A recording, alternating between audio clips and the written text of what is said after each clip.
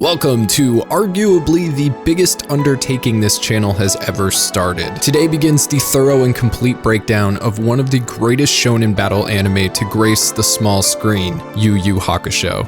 And we're gonna start from the start. It's difficult to talk about something that you consider your favorite. The fact that this thing that you're talking about is your favorite means that no matter what you do, you can't look at it totally objectively. When you truly have a favorite, it means that you've created a relationship with whatever this thing is, and that relationship is going to color your opinion of it, whether you want it to or not. That being said, I'm gonna do everything that I can to look at Yu Yu Hakusho with clear lenses, unless specifically stated otherwise. 20 years ago, I was sitting in my grandmother's living room late at night when a new anime premiered on Adult Swim. It was, of course, Yu Yu Hakusho. And at the time, I was totally unaware that the anime was already 10 years old, but that's just how things went back then. Almost all the anime we got was about that old, so it didn't look any different from normal. I wasn't waiting for this premiere, it just came on, but I sat and I watched the entire thing, and afterwards I knew all I wanted was more. Watching an entire series on Adult Swim was definitely difficult at the time, but I caught what I could, and eventually a more cleaned up version of the show was put on Toonami's afternoon block. And unlike DBZ, which aired during dinner time, which I was forced to sit through, I was more or less able to catch every episode of Yu Yu Hakusho as they came out. Fast forward 20 years to now, and it is probably the series I've watched more than any other, and there is good reason for that. The story of Yusuke Urameshi is condensed, much more than a typical 200 plus episode shonen,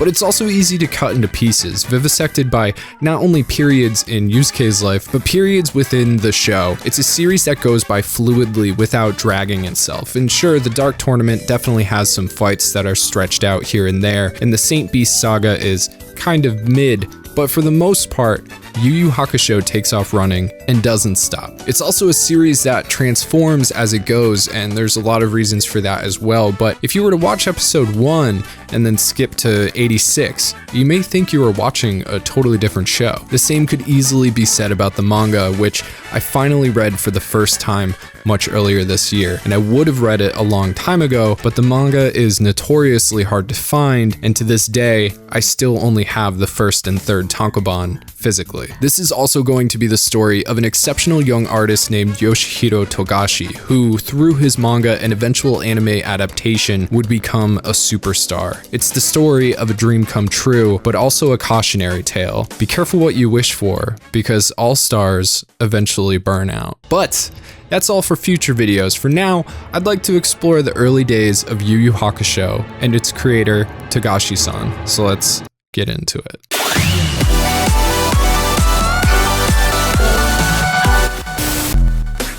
Hi everybody, Mike here. The only reason that Bonsai Pop exists is because of our patrons. You'll see later in this video why that is, but when we started this channel, we started with the plan to be self-funded through passionate viewers like you. People who want to see less talked about anime get a spotlight, or ones they haven't even experienced. To hear about them from people that are honest and passionate about their craft and their subject material, instead of picking and choosing topics based on trends. People who are going to make videos that, unless funded by their intended audience, wouldn't exist because these videos can't put bread on the table in the modern YouTube environment. And so far, for a good couple years, we've been able to make that happen, but times are changing and we need more help. Each week, Tyler and I work on research, scripts, we stream, watch movies with our patrons, and record 4 hours of podcast audio. We do our best with what we have, and we want to do more. With your help, we can. And with that help, we can also finance more editors like Axel here and pay them what they're worth for their skills, i.e., a livable wage. Our current goal is 1,000 patrons, and we aren't too far away, but we're not there yet. And I'm personally working on trying to move all the way across the country to the Pacific Northwest in order to be close to Tyler so we can take the channel farther than ever. I'd like to see all of these dreams come true. So if you have the means and love the heart of anime, check out our Patreon and think about signing up. We have tons of benefits for less than a cup of coffee a month, and that couple dollars makes up for 700 plus views. Anyway, thank you for your time.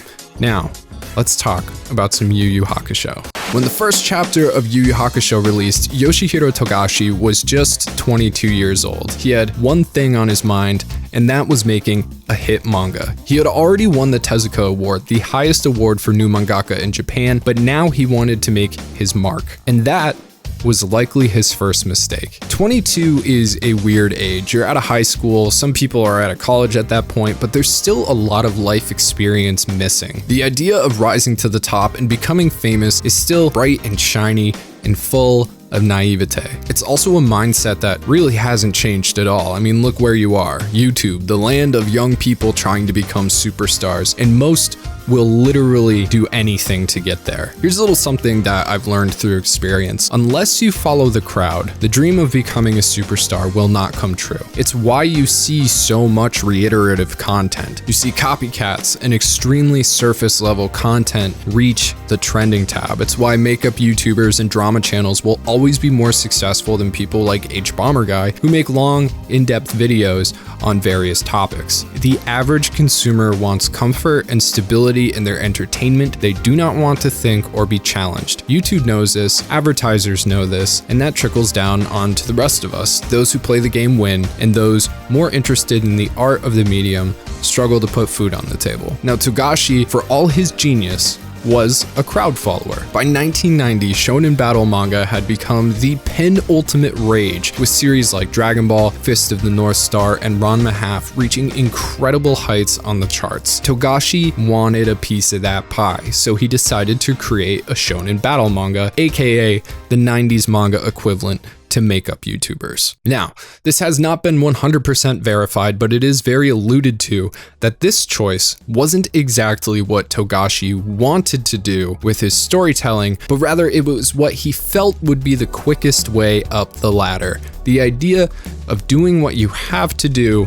so eventually you can do what you want to do. So right from the get-go, his manga Poltergeist Report, Spirit Files, Yu Yu Hakusho, whatever you want to call it, was set up to follow a trend to make a young man rich and famous, and it worked. However, we'll eventually find out what happens when your spirit doesn't really fit into the rocket that you've created for yourself. Now, after 2 years of publication, Yu Yu Hakusho was greenlit for an anime adaptation by Studio Period, or Periol, I don't know. Regardless, the studio up until that time hadn't made much of a splash in the West and was only boasting Urusei Yatsura as its most popular anime, which is nothing to sneeze at, but it had been a decade since they'd had a smash hit. But it would also be almost another decade before they would have another truly beloved show in the West after Yu Yu Hakusho with great teacher Onizuka, which you should definitely watch because we're going to do a video on it, and it's one of Steve Bloom's greatest performances. Super good show. And of course, Period would eventually pick up Bleach and Naruto, making them absolutely legendary. But in 1992, they were simply another studio that had had one major hit in the late 70s. Yu Yu Hakusho would turn that around. Speaking of the anime, what immediately caught my attention those 20 long years ago was the opening, which deserves its own video and will probably get one. I have watched the series in both Japanese and English, but obviously my first experience was English, and I absolutely swear by it to this day. Regardless of my personal preferences in that area, this was a time when anime opening songs were occasionally translated, which has completely gone away, a bittersweet fact of our times, because both Smile Bomb, which is the opening track of Yu Yu Hakusho, and Freckles from Rurouni Kenshin are absolutely awesome bops. The former is a late 80s city pop jam full of synthesized horns and slap bass, and the melody is great. The lyrics are fun, if not a little cheesy, but what really punches is the end. Thank you for waking me up, as all the characters fall from the sky and land in a group pose. You're instantly hit, and you're also instantly hit with color and style. Yu Yu Hakusho has the look. It was made smack in the middle of the perfect era of anime that just had this flavor. All hand-drawn, big emphasis on characters. This series has its own look that's hard to describe, but you're looking at it right now, so I'm sure you can kind of understand what I'm talking about. The characters are diverse and recognizable, but also color-coded in this late 80s kind of pastel look. Yusuke is green, Botan is pink, Kuwabara blue, Kurama in magenta, and Hiei in black. And throwing black in there seems like it wouldn't work, but for some reason it just does perfectly. These colors also represent the characters perfectly, but again, that's for another video. Either way, it's a great way to start a show and is a legendary OP. And then of course, the second thing to grab me was the hook of episode 1. This is Yusuke Urameshi and he's dead. That is such an interesting way to start a series. I mean, things have already obviously gone down, and where we're going to go from here is anyone's guess. And the rest of the episode is essentially a recap of how Yusuke died, while semi-subtly giving the audience a lot of character info. Yusuke himself is a stereotype. He's a young guy with a chip on his shoulder, a delinquent who skips school and flips skirts and gets into fights on a daily basis. He's got slicked back hair, which is essentially the Japanese version of Liberty Spikes or a mohawk, and he's got a nasty attitude. However, there is another side to all of this. Yusuke's dad is completely out of the picture. We never see or hear from him. He and his single mom live alone together in a small apartment. She was 15 when Yusuke was born, which is something pretty taboo in American society, but highly taboo in Japanese society. She doesn't work and spends most of her time sleeping or drinking when she isn't out all night. The money she does get is from extorting police and the Yakuza, but this isn't shown in the anime. So Yusuke spends the majority of his time alone without supervision. He's neglected. And because of this, naturally, he puts on a tough guy act to protect himself because nobody's looking out for him, at least in his opinion. And in his defense, there are adults in his life that are legitimately out to get him. Some of the teachers at school want him gone and will go to serious lows in order to make that happen. And while a US audience may see this as cartoonishly villainous, in Japan, a school's reputation is literally everything. A student like Yusuke makes the whole school look bad. This can result in less funding, which would obviously affect a teacher's salary. Not that what these guys do is right, but it does shed a little light on some of the cultural aspects of why they might be giant dicks. But because of his nasty reputation, kids at school are scared of Yusuke. But more importantly, they're scared to be associated with him. They don't want to be seen by the teachers as a cohort of the worst kid in school, and they don't want to get beat down by the street gangs that want Yusuke's scalp either. The idiom, "the nail that sticks out gets hammered down," might as well be the Japanese anthem. So, as is socially expected, everyone hammers on Yusuke, except for Keiko, who is the true queen of the story. Keiko is Yusuke's childhood friend who knows exactly who Yusuke really is and isn't afraid to smack the shit out of him when he needs it. She deeply cares about him, is concerned about his future. She's popular and talented, and according to the manga, loves cooking and cleaning, which is why you might want to wait to write your opus until you're a little bit older than 22. She naturally chafes Yusuke, but he respects Keiko more than anyone else in his life, despite, her nagging him. And then there's also Takanaka, who's the principal of the school and comes off as a real hard ass, but he seems to understand Yusuke's difficult life and sympathizes with that. He wants what's best for the young punk, but his standing as an authority figure is in the way of him getting through to a kid who doesn't trust adults and doesn't trust them for good reason. And of course, this is all stuff I only noticed later in life. The young me watched this and saw a kid taking his life into his own hands. I related to Yusuke more than any other character I'd seen in a TV show up to that point. I was also having a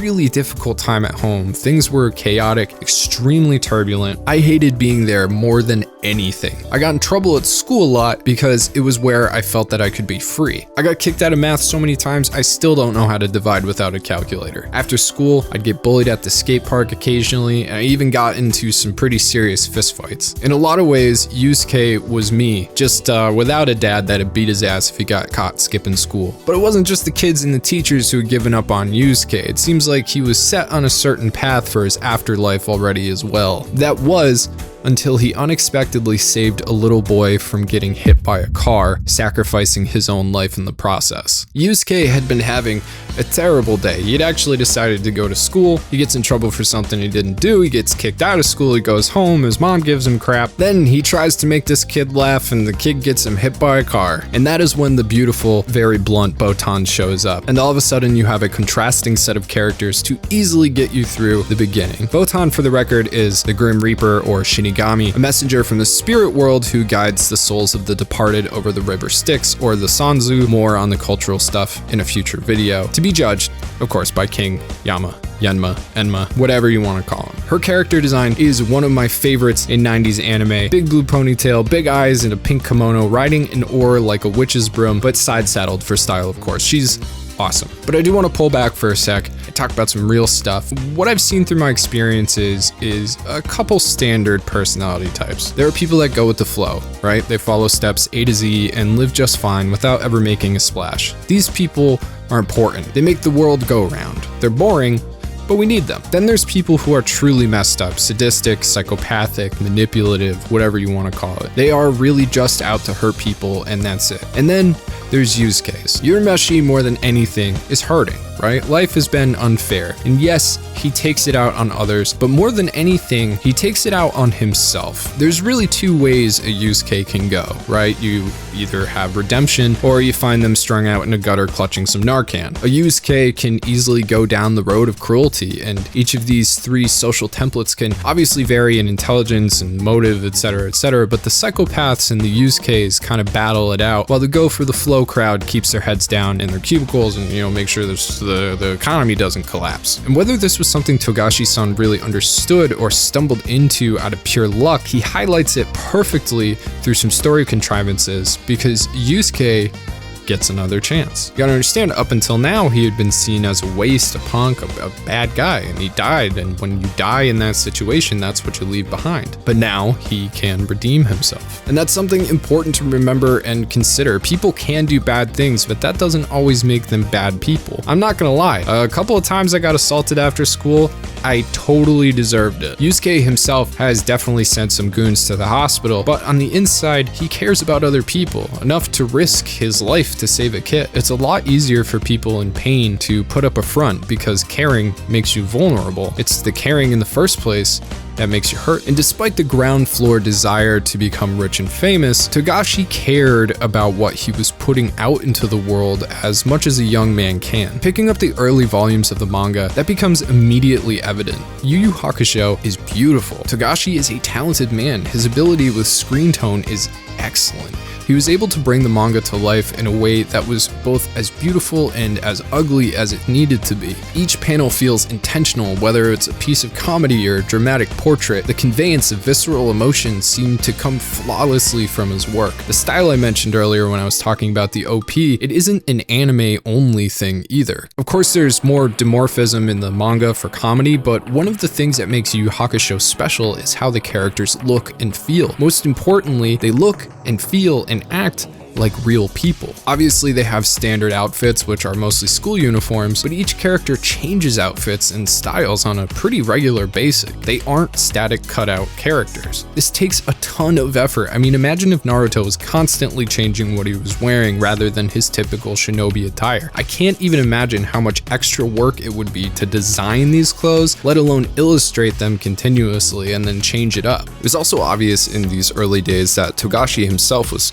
full of confidence. In the beginning of the Tankobon volumes, he would talk about, what he would be if he had another life. Comedically, but also probably half seriously, talking about all the things he would do, being a movie star, and who he would marry, and everything like that. He really was exuding the attitude of youthful success. Enough of that rant though, let's get back to it, right? Uncharacteristically, or perhaps unexpectedly, the first thing that Yusuke asks Botan is whether or not the kid he tried to save is okay, and upon hearing he's just a little scraped up, the young man is satisfied to just walk into the light, only to walk into a comedic brick wall. First of all, he can't go to the afterlife because there's no room. He wasn't supposed to die, like he wasn't on schedule or something, and they don't have anywhere to put him. Then, to add insult to injury, Botan reveals that if Yusuke hadn't intervened, the young boy would have miraculously come away without a scratch. So basically, Yusuke made it worse and then died on top of it. He's been having a really bad day. And this would be enough to drive a typical person to drink, but for Yusuke, who's constantly getting knocked around by life, you gotta imagine how bad that's gotta sting. But because of all of this, he's being offered another chance at life, which he immediately refuses. So in order to maybe get him to change his mind, Botan and Yusuke attend Yusuke's wake. Now, of course, this is a tried and true story device going back as far as like Tom Sawyer and likely farther. But I think there's a sick part of all of us that'd narcissistically like to attend our own funeral. And I think to some degree, that's because we all feel underappreciated, mostly because communicating is hard. Nobody expects anyone to suddenly die out of the blue, so we do tend to take each other for granted. We don't tell each other how we really feel. A funeral is a raw and visceral experience where people break down over the loss of someone in their life, and I think we'd all like to know how people really feel about us. Yusuke, however, is pretty unenthusiastic about it. He's convinced that nobody would care about him being gone, that he is just a burden and the world's better off without him. Part of him expects people to be maybe even celebrating his demise. And as if to confirm his feelings, the nasty teachers are happy the thorn in their sides is gone. However, that's when Takanaka comes in and shames them for their very disrespectful behavior. As the principal bows his head at Yusuke's wake, he reveals that he's impressed at the kid's selfless action, but can't praise him for it. Takanaka, the man, wishes that Yusuke was still alive. In a scene that's much better done in the anime, Kuwabara, a local punk who's caught Yusuke's fist more than anyone else, busts into the funeral screaming at the casket that Yusuke can't be dead, that he's gotta come back to fight one more time. Despite how other characters in the scene take Kuwabara's actions, this comes off as a very sad moment in the show. It's obvious that Kuwabara has a lot of feelings for Yusuke, even though they may be a little displaced. But to a degree, he defines himself by his interactions with Yusuke, and the loss of that person in his life, whether they liked each other or not, is huge until he's dragged away by his friends. And naturally, Keiko and Atsuko are complete wrecks. And then the little boy and his mom show up. Innocently, the boy asks his mom if he can play with Yusuke again when he wakes up, which causes his mom to break down. And this is episode 1. It's such a major gut punch, a real you never know what you got till it's gone slap in the face for pretty much every character in the show. It may be one of the best intro episodes of all time. It's a huge showcase of 3 lovable main characters, as well as the emotional reach of a series that will continue to pull at your heartstrings while also making you laugh along the way. It's also decidedly not very shonen battle anime. Now, in the next episode, we find Yusuke whisked away to the spirit world for the first time to meet Koenma, King Yama's son, who has been left in charge while Yama's away doing whatever the Lord of the Underworld does. This place is a crazy hive of overworked ogres and paperwork. Yusuke comments that it looks more like a stock exchange than the afterlife. And in another comedic display, the mighty Koenma takes the form of a 3-year-old with a pacifier and has a mildly sadistic personality. He offers Yusuke a spirit egg that'll feed off of his energy and bring him back to life after it hatches, depending on the actions Yusuke takes during his gestation. The creature that hatches from it will either eat him or help him. And this is where the manga and the anime split off. The show was released in late 1992, 2 years and roughly 80 chapters into the manga. That would land the manga right around the middle of the Dark Tournament at the time of the anime's release, which in all honesty was really the perfect point to start the anime for sales purposes. However, this allowed the anime to clean up the beginning of the series a bit. In 4 episodes, Yusuke is back to life and ready to move on to his career as a spirit detective. But Yusuke is dead for the first 2 volumes of the manga and doesn't have his first day back in a solid body until chapter 18. These early chapters are full of short stories where Yusuke helps people with supernatural issues. He helps a boy and a tanuki and a boxer, and it's really weird, but most of the stories are really good. However, I think I would have fallen off if I had been reading this weekly back in the early 90s. Assuming a chapter was coming out every week, which was Togashi's schedule, 18 weeks is a long time to wait for some real story development, no matter how good the first 2 chapters of something are. Though I will say that they give you extra time to learn about Keiko and Kuwabara, the latter of which took me a real long time to get used to in the anime. In this case though, I think the anime taking some liberty with the beginning of the series was a really smart idea. I also think this discrepancy between the 2 versions of the story is telling of where Togashi was early in. Poltergeist Report or Spirit Files isn't exactly an evocative name for a manga. It's kind of on the nose, or at least it invokes an idea of what the story is going to be. I mean, what does Poltergeist Report make you envision? Think about it. It's probably not the Dark Tournament. This makes me think that Togashi didn't really know what he wanted to do with his manga, or at least he didn't know how to get from point A to point B smoothly. He wanted a shonen battle manga, but he started it off as an emotional comedy, which then turned into a baddie of the week rag with an underlying goal of Yusuke coming back to life. However, there wasn't a lot of fighting, there wasn't a lot of growth. It was just kind of, it was more what you would expect from Poltergeist Report. This went on for almost 5 months, and even then, Yusuke coming back to life was super ham-fisted, right? He was supposed to get this egg, to hatch and all this stuff, but instead, Koenma just shows up one day and is like, okay, you can come back to life today because it turns out your spiritual wavelengths are longer than the average Joe Schmo, and if you don't do it today, you gotta wait 50 years. So I guess we're just gonna forget the whole egg thing and, the test of Yusuke's soul, whatever. Like I said, it's ham-fisted, and that's going to be a plot style it's going to come up quite a bit. But honestly, just because something's ham-fisted here and there, it doesn't mean that it's like a glaring problem, right? It's nothing that ruins the series or makes it bad. There's just a lot of stuff that's thrown out or in really quickly. You'll see what I'm talking about. As far as Yusuke just being able to come back to life, I don't really care how it happens, right? I just want to get out of the Yusuke being dead part. And this is where that objectivity versus subjectivity issue comes in. It's been so long since the first time I saw this anime that I don't remember how I felt about the early episodes back in the day. But I know when I watch it now, by episode 4, I'm sick of Yusuke being dead and I just want to move on with the story. And I know now, having read the manga 3 times, the first 18 chapters go by pretty slowly. Obviously, the first time reading them through, they were more interesting because I hadn't seen them before. So after Yusuke comes back to life, he's more or less immediately conscripted to become a spirit detective, essentially the intermediary between the living world and the threats to it from the demonic plane. And at first, he's given a few gadgets, right? Like a comic detective would have, a spirit detecting compass, a looking glass that can see through stuff. But again, this all just kind of gets thrown out the window and basically is never mentioned again within a few chapters. This is also the time that the spirit or ray gun is introduced, which is arguably one of the coolest signature move in anime, and I don't know why. It's like if the Fonz shot a Kamehameha every time he said, "Hey."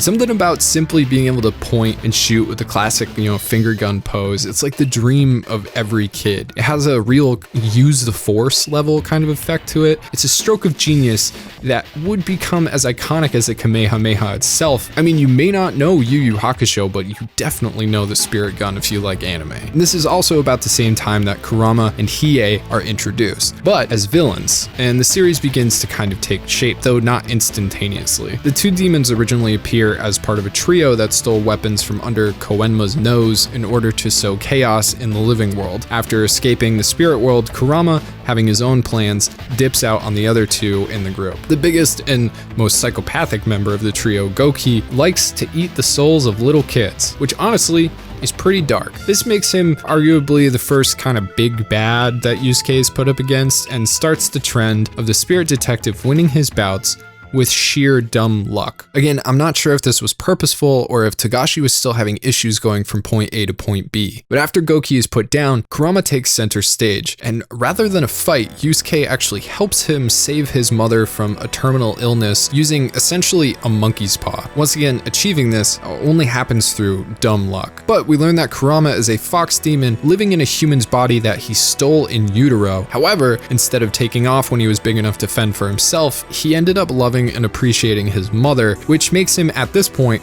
the most interesting character in the series. And then we got Hiei, who initially comes off as like a Vegeta stand-in, right? He's short, he's got cone hair, and he's nasty. And while getting the Hoodoo Voodoo zombie making sword back from him comes down to a fight, Yusuke again wins by dumb luck, shooting his spirit gun at a mirror, hoping it bounces off like a laser, which it does, and then it hits the overconfident height-challenged Hiei in the back. Having solved his first major problem, the story decides to move into an important transition of making Yusuke stronger. Up until this point, he'd made it through, again, with dumb luck and contrivance. And don't get me wrong, the spirit gun is super cool, but there was no fanfare to Yusuke learning it. Koenma just pops in and is like, "Hey, you can do this thing!" And Yusuke just does it. And that really doesn't make a lot of sense considering what we learn in this next segment of the story. But I'd like to pause again to compare the manga and the anime when it comes to some content. Yu Yu Hakusho is a little more edgy than Dragon Ball, which makes sense, and that's why it originally aired on Adult Swim. Goku is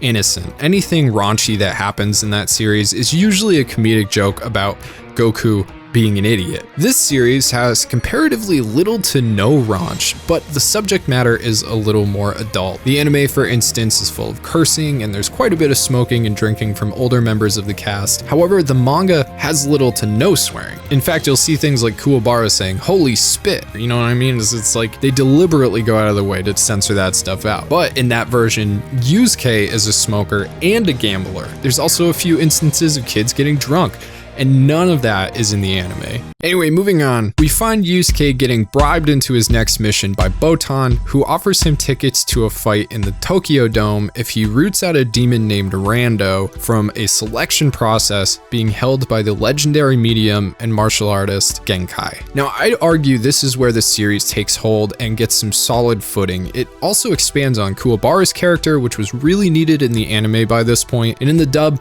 he's played by the legendary Christopher Sabat of Vegeta and Piccolo fame, but I think this may be his best role once you get over how butt ugly Kuwabara is. Instead of his typical uber masculine characters, Kuwabara is a lot more goofy and kind of stupid, which Sabat emphasizes with a really slight inflection of a surfer dude.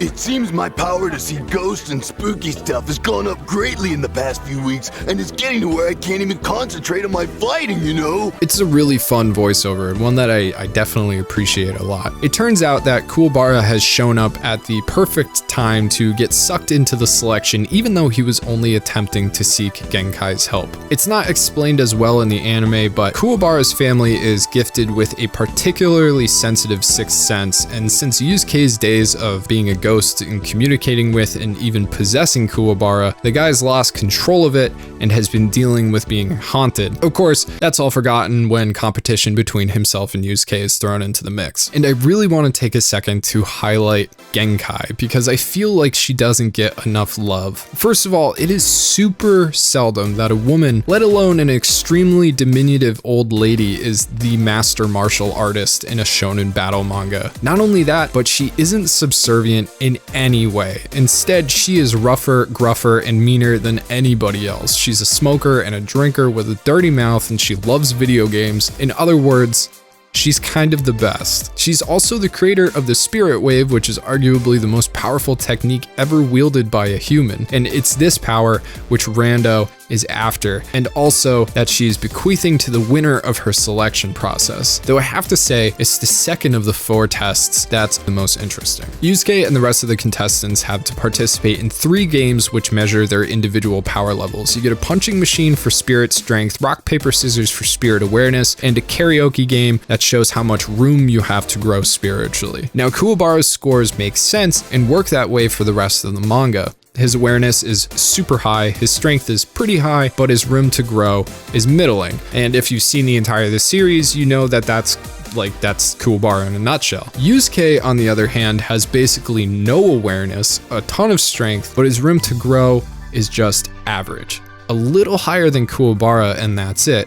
And I want you to keep that in the back of your mind moving forward because this is the only time we get any power level measurements. And it's common knowledge within this community, power levels are one of the most difficult things to get down in a shonen battle manga. It's also something that Togashi would master with his later work Hunter x Hunter, and through that it would be transferred over to Jujutsu Kaisen much later on. However, this was the era of Super Saiyan 3 and world-destroying energy blasts. People really hadn't figured out how to mitigate overpoweredness in a way that was engrossing yet. Regardless, the selection process eventually boils down, of course, to a martial arts tournament, the most important touchstone of a shonen battle manga. It's also the revelation that Yu Yu Hakusho is a shonen battle manga. It's important to remember that up until this point, the series hadn't completely defined itself, and while we're only 10 episodes into the anime, which is still pretty far, we're 27 chapters into the manga. That's 27 weeks without the series having the shonen battle kind of standard. That's 4 tankobon in. This is also clearly where the series begins to take off in the public eye. But naturally, Rando in disguise makes it to the finals and absolutely brutalizes Kuwabara. Even to this day, it's hard to watch. He breaks both his legs, one of his arms, and almost all his ribs using a shrinking magic that he stole from a medium he killed. It was just kind of his thing. At this point, he's murdered 99 psychics and plans on making Genkai his 100th, assuming he can beat Yusuke, which he doesn't, again, by pure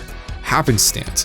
While this fight solidifies Yusuke's ability to do that typical, I found untapped power within myself when I got pushed too far thing, once again, he's saved only because a puddle he fell in happened to be connected underground to a different one. It's another example of dumb luck. And then to add on to that, the only reason he actually beats Rando is because he gets pond slime in his ears. And it just so happens that when you can't hear the secret shrinking technique, it backfires on the user. Yusuke wins, Kuwabara heals, and the day is saved. However, instead of going to the Tokyo Dome, Yusuke gets stuck with Genkai kicking his ass for weeks. And this training is never shown in its entirety. It's kind of talked about here and there in flashbacks, but unlike Dragon Ball, where you get this very long arc on Master Roshi's Island, Yusuke in the next episode, and again, even in the manga, is just totally skipped over, which honestly I kind of like. I mean, why do we have to see all the training? Just punching and kicking and doing stuff. It keeps the show in a steady flow. Almost immediately upon his return, Yusuke is conscripted again to deal with a threat to the human world. After running into some demon bug infested humans, Yusuke and Kuwabara, who've gotten closer through the whole, Genkai ordeal, find themselves headed to the demon world to take down the 4 legendary saint beasts in my least favorite arc of this series. And I don't know if that's controversial or not, but there's something about this section that feels uninteresting or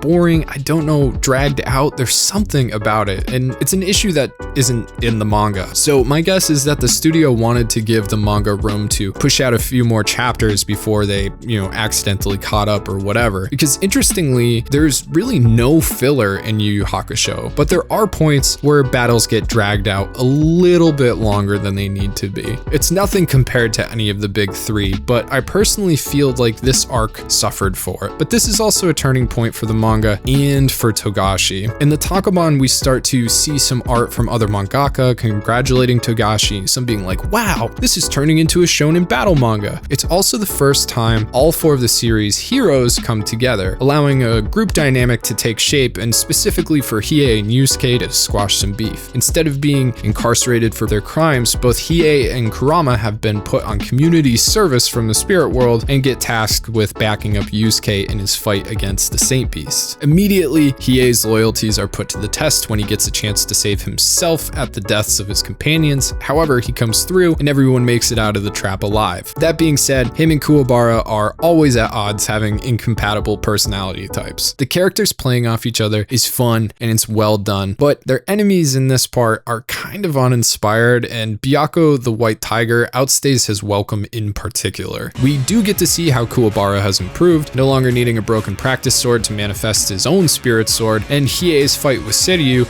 the blue dragon, is particularly cool, mostly because it's like what a real fight would be, you just start it and it's over. But I gotta say that Yusuke is lucky he didn't piss off Hiei as bad as that guy did.